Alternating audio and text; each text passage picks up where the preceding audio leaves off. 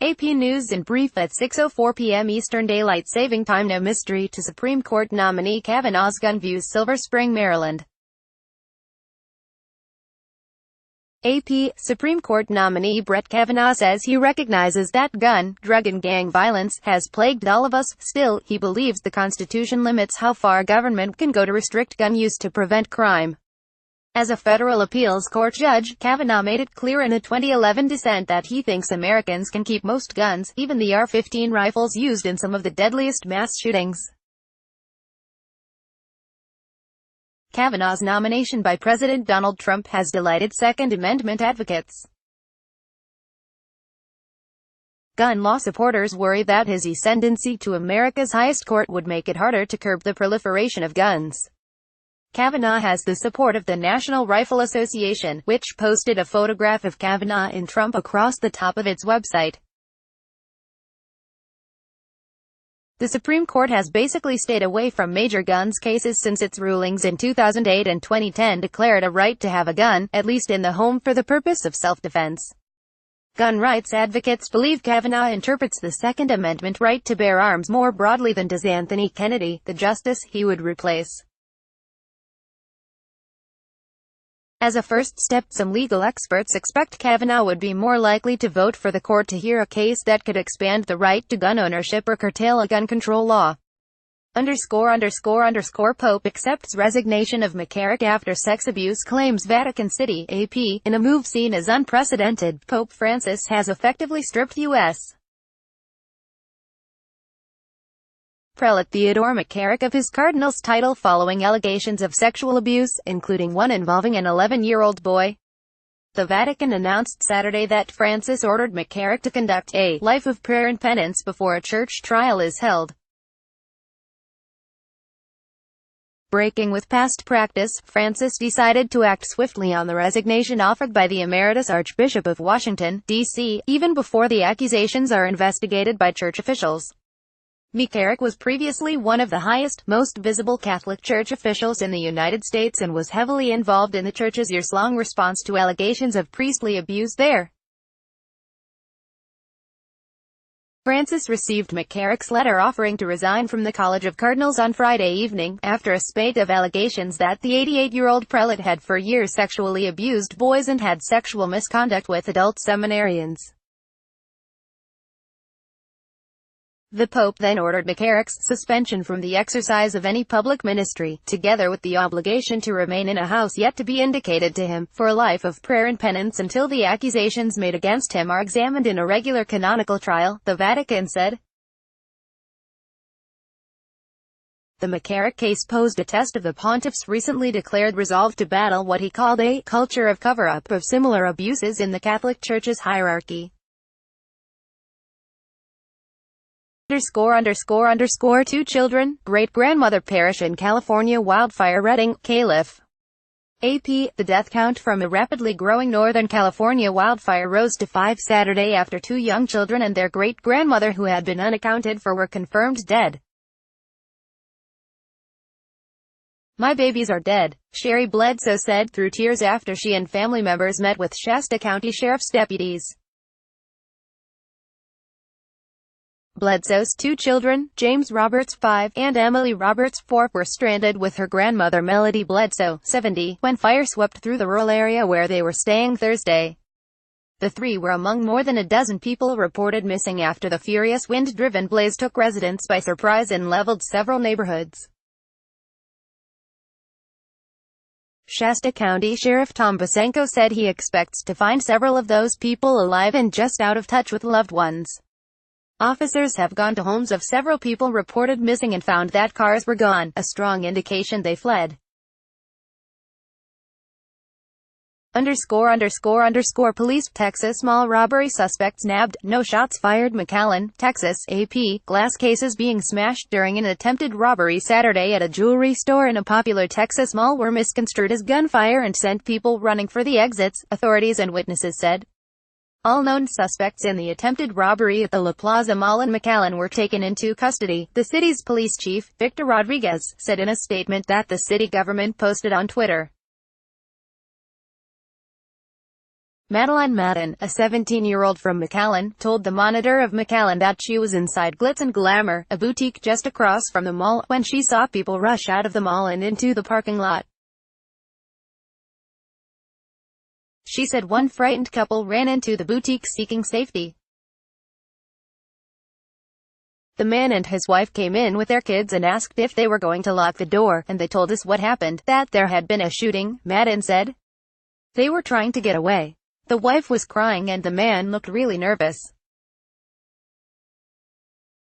They had a newborn and a toddler with them, and the toddler was crying. Someone else came and had cuts all over them from falling. We had to lock the doors and wouldn't let anyone else into the store. On trade policy, Trump is turning GOP orthodoxy on its head. Washington, AP. President Donald Trump's trade policies are turning long-established Republican orthodoxy on its head, marked by tariff fights and now $12 billion in farm aid that represents the type of government intervention GOP voters railed against a decade ago. President George W. Bush increased the number of countries partnering with the United States on free trade agreements from 3 to 16. President Ronald Reagan signed a landmark trade deal with Canada that was later transformed into the North American Free Trade Agreement, NAFTA, and expanded to include Mexico. Both those Republican presidents also enacted tariffs, but their comments on trade were overwhelmingly positive.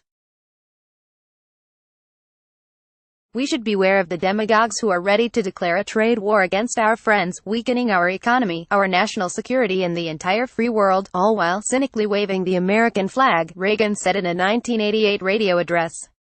Trump, by comparison, has called NAFTA the worst trade deal maybe ever signed anywhere, and his administration has opted to use tariffs as a tool intended to leverage more favorable agreements with virtually every major U.S.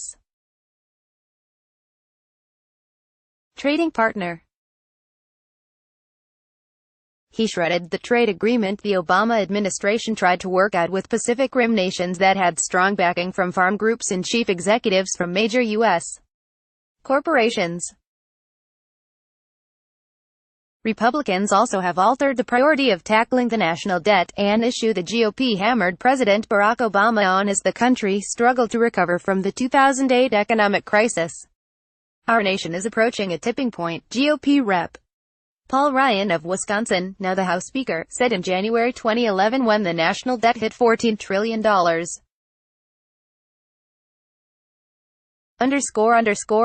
Once untouchable, I admit, shows that R.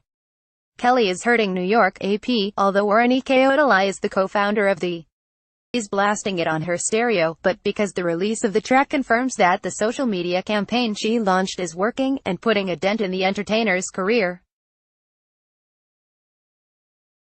On Monday, R. Kelly posted the 19-minute track, I Admit, to SoundCloud, singing about his battles and troubles, from allegations he has sexually abused women to his illiteracy to being sexually assaulted himself as a child. While painting himself as a tragic figure wrongfully targeted, he also sings about loving older and young ladies, and says his alleged victims were willing participants in his escapades. Odalai says to her, I Admit is not a true song, we are calling it a 19-minute sex trafficking anthem, Vatican meets. At the time, the sister only told her provincial superior and her spiritual director, silenced by the Catholic Church's culture of secrecy, her vows of obedience and her own fear, repulsion and shame. It opened a great wound inside of me, she told the Associated Press. I pretended it didn't happen. After decades of silence, the nun is one of a handful worldwide to come forward recently on an issue that the Catholic Church has yet to come to terms with, the sexual abuse of religious sisters by priests and bishops. An AP examination has found that cases have emerged in Europe, Africa, South America and Asia, demonstrating that the problem is global and pervasive, thanks to the universal tradition of sisters' second-class status in the Catholic Church and their ingrained subservience to the men who run it. Some nuns are now finding their voices buoyed by the sisters are going public in part because of years of inaction by church leaders, even after major studies on the problem in Africa were reported to the Vatican in the 1990s.